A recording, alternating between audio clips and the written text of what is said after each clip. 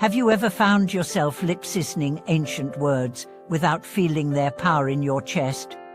Have you wondered how to transform a mere practice into a living flame that guides you through every moment? Welcome back to the channel, dear friends. I'm your host, and today we embark on a journey into the art and heart of genuine mantra practice.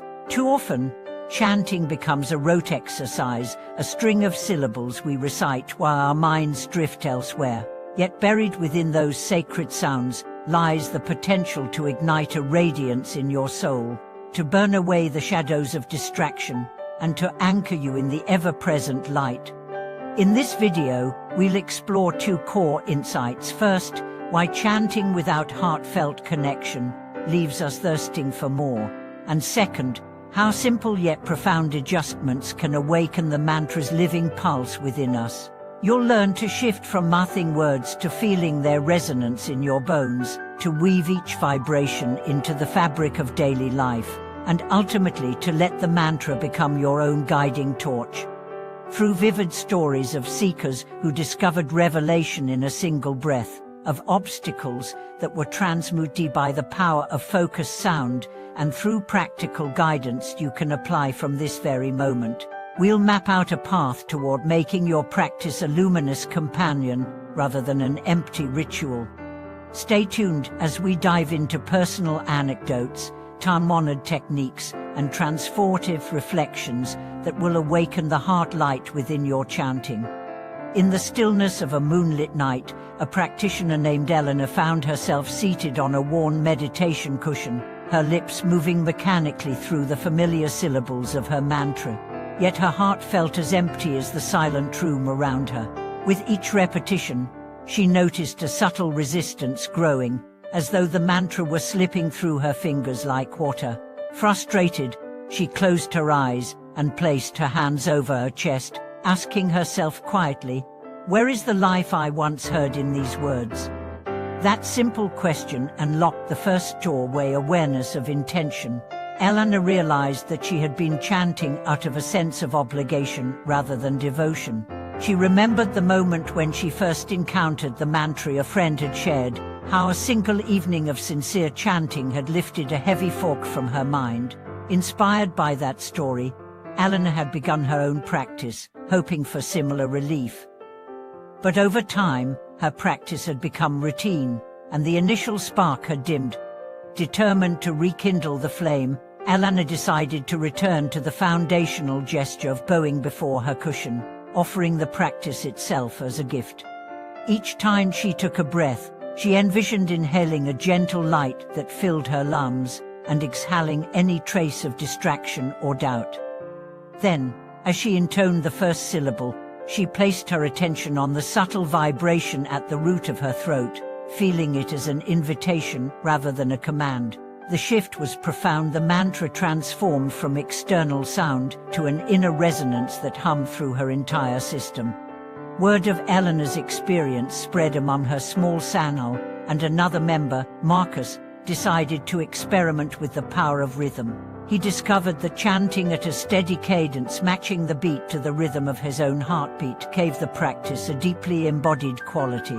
Each aligned with a pulse, each op expanded into a soft release through his exhale.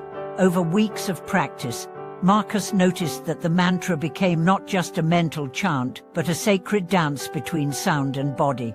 He carried that resonance with him into everyday moments, singing grocery receipts under his breath, softening tense boardroom meetings with a breath-focused palm. Meanwhile, in a remote mountain hermitage, a seasoned teacher named Sister Jun observed her students' struggles with monotony and mental wandering. One afternoon, she gathered them round a low table and presented a siskel wooden bead carved with a lotus motif. Holding it up, she invited each student to trace its contours with their fingertips as they chanted, using the bead as a tactile anchor. The simple act of touch brought a third dimension to their practice, since perception became the bridge between mind and mantra.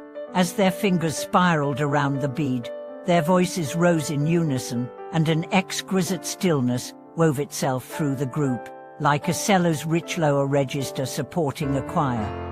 On another continent, David, a corporate executive burdened by spreadsheets and deadlines, felt drained by the end of every day. After attending a weekend retreat, he committed to a daily midday pause. He would sit for a single verse of his chosen mantra, then open his eyes and resume work. At first, the break felt jarring. He feared losing momentum, but to his surprise, those 30 seconds became the most productive part of his day. He found fresh solutions to complex problems, wrote clearer emails, and navigated interpersonal conflicts with newfound patience. His colleagues noticed the change, and soon his brief pause inspired others to adopt the practice, transforming a high-pressure workplace into a community anchored by shared moments of stillness. Across these diverse stories, a common thread emerges. Authentic mantra practice begins when we engage not only with sound, but with heart, body, and mind united. Chanting becomes a living conversation rather than a monologue, an ever-deepening relationship rather than a static ritual. This alchemy requires patience, curiosity, and the willingness to experiment, to ask, as Eleanor did, how can I bring this practice alive again? To support this journey, consider weaving simple rituals into your practice.